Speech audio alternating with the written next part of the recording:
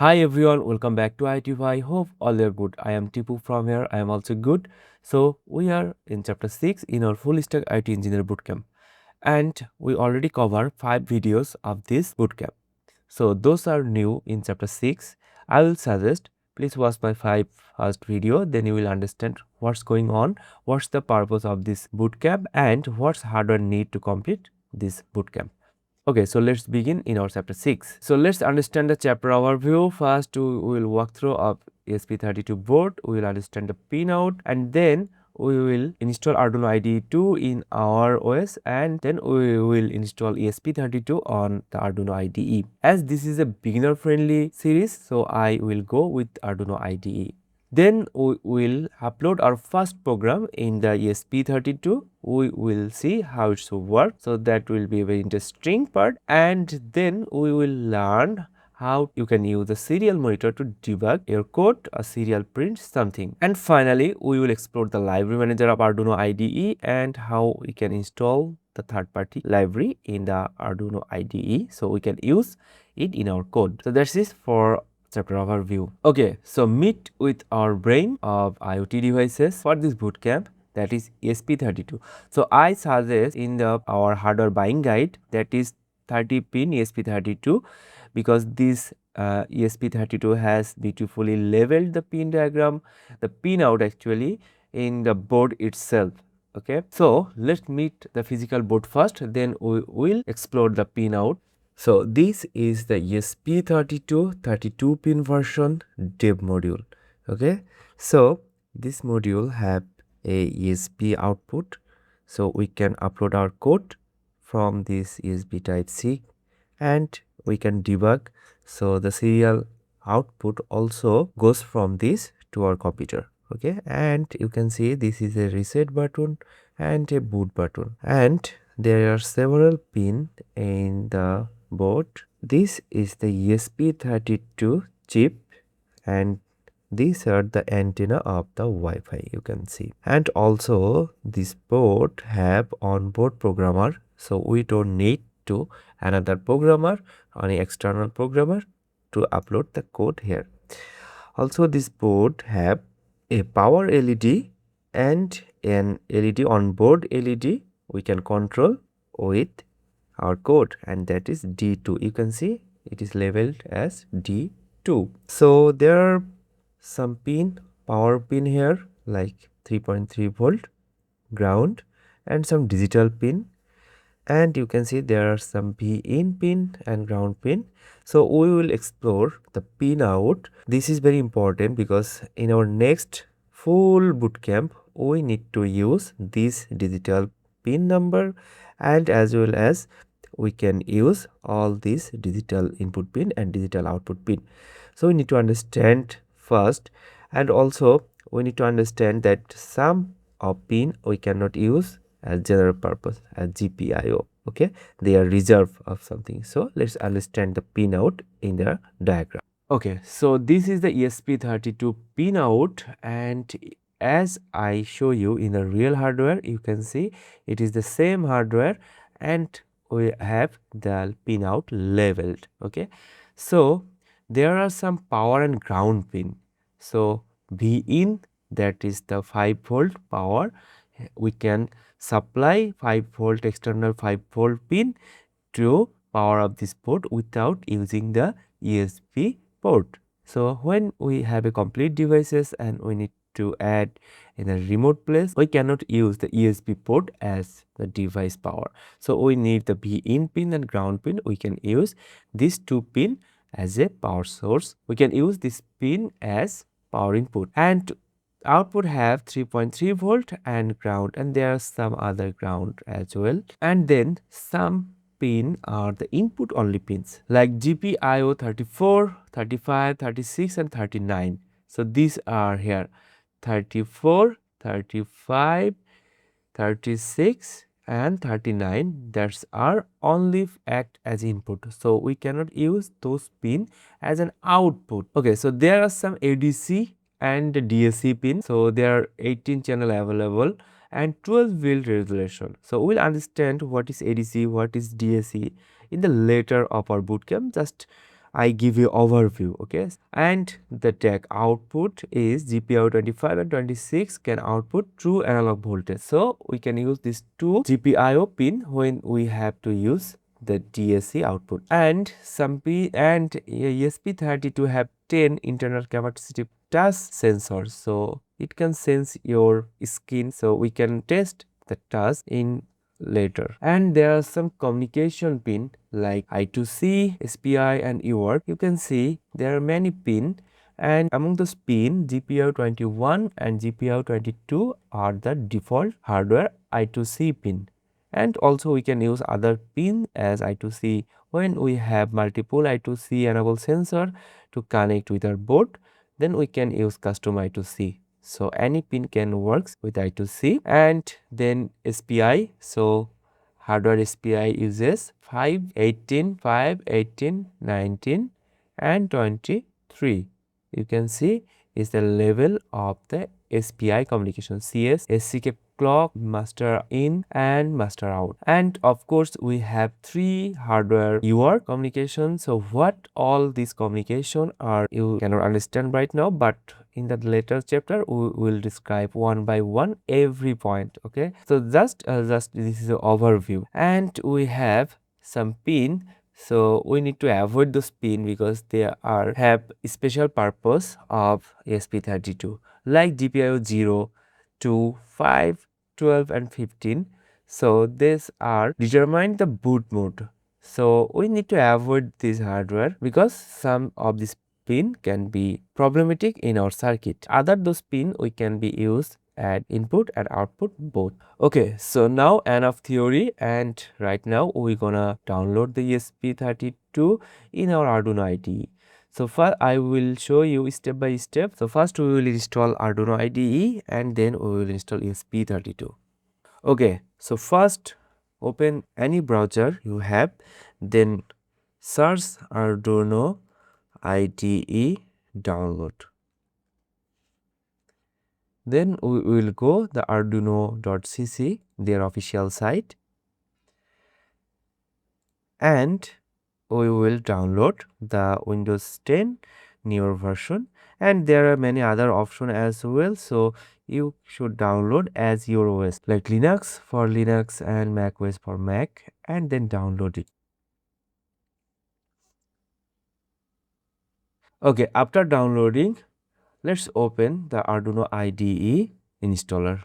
So this is the Arduino IDE setup, and first we will agree, and then you can use only for me, and then default installed, and let's wait to finish the install. Okay, so our Arduino IDE setup is done. Then run our Arduino IDE. Okay, so allow, and this is our Arduino IDE, the first interface. Okay, so if you want the dark mode, then you can go for the preference and use the theme as dark, because I love the dark theme. And you need to be careful, you need to install all these because all is the driver, so we need to install it, otherwise we cannot connect with our COM port. Okay, install every pop-up. Okay, our download is complete, and you can see we can change the font size here, and we can change the location of our sketch, default sketch, and we have auto save mode. Okay, that's it. So click OK, and this is the interface.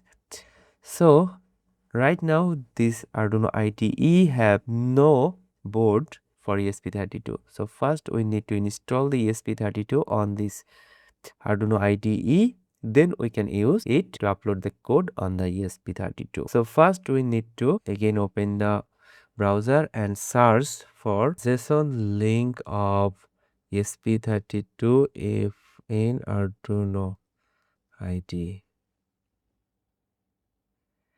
And this is the link. I also put this link in the description, so you can just copy it and open the Arduino IDE again, then files, then preference, and then you have to select the additional board manager URLs. So just paste it here.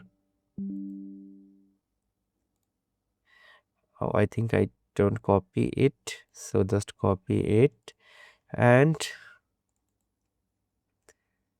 paste here and click OK. Okay, so then we will go the board manager. So you can go board manager from two way, and is a sidebar. You can see this is the library manager and this is the board manager, this one.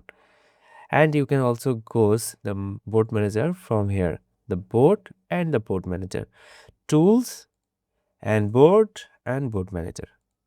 This all the same. Okay, so we can go for the sidebar. And in the board manager, search ESP32, and you can see the ESP32 by Expressive system. So we need to install this one. Okay, so let's install it. And this is the long process. So if your internet is not good, then sometimes it may be failed the install. So be careful.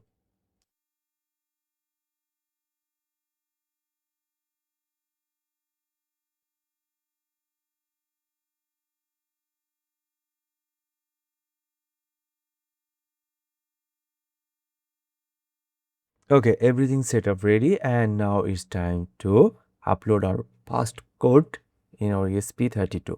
So for that we need a good quality of type C. So let's plug with our ESP32 and connect this USB port with your computer. So let's go for tools, board and port, that is COM13. So this is the port, but your ESP32 port is not detecting yet. So we need to install a driver called CP2102. So open, search for CP2102 driver, and this is the driver CP210X, and downloads, and then this one, Windows driver. Okay, so this is the, I already installed it and installed. So you just installed it and close your Arduino IDE and close everything, and then open the Arduino IDE again. So Arduino IDE is just opened, and now we're going to tools again. Then we'll select our board ESP32, then ESP32 dev module, and then again tools, port, and now the COM port is showing. So this is COM4. This is our ESP32 COM port. Okay, so let's select COM4, and we will try to blink our fast code. So we will using our onboard D2 LED. I just show you on when I describe the hardware. So we will blink that LED. We have example code of the blink. So go to file, examples, basics, and blink, and wait for your blink code is loading, and then you can close it your previous sketch, and this is the example blink code, and this is the code. And you can see there is pin mode LED built in, but this is the function of Arduino, but we will use our ESP32 D2 pin. That's why we will change this LED built-in pin with the D2. So this is 2, also for 2, and these are right 2. Okay, we will explain what the code going on in our later chapter. First we'll upload our code and let's test our code. So comfort we already select, then we will upload the code. So in the first time after installing the Arduino IDE, it takes really some time to first compile, but when it finish, then your second compile, when you try to another code, it won't take a long time, but on the first time is compile is so let's wait.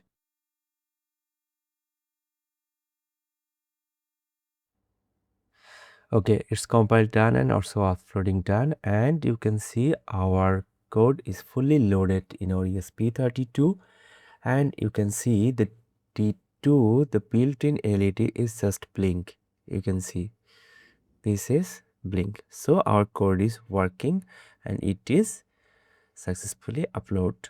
And today we're gonna show you how you can use the serial monitor, just a basic dot, because serial monitor and see what is serial is also a time to explain, but I'll show you just one version, serial dot begin and 9600.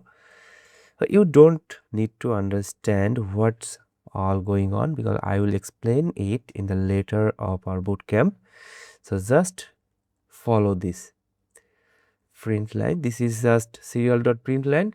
You can think about just the print function of Python or the printf function of Java. LED high and we will print same the serial dot print line because this will be help you to debug your code.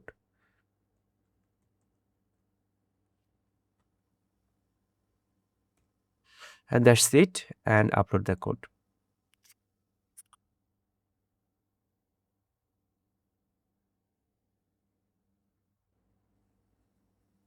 Okay, new code uploaded, and you need to open the serial monitor of Arduino IDE. So where is serial monitor? You can see is the right upper corner. This is called serial monitor and this is called serial plotter. So one is graph and this is the monitor. So open it. And we need to select the baud rate here. So you can see I baud rate give serial.begin is 9600. So we need to select this 9600 is already default selected. Okay, and this is the new line. And you can see it sync with our LED blink and also it's print the LED high, LED low, LED high, LED low. Okay, so our code is working and this is the serial meter how we are debugging or test our sensor to check the value.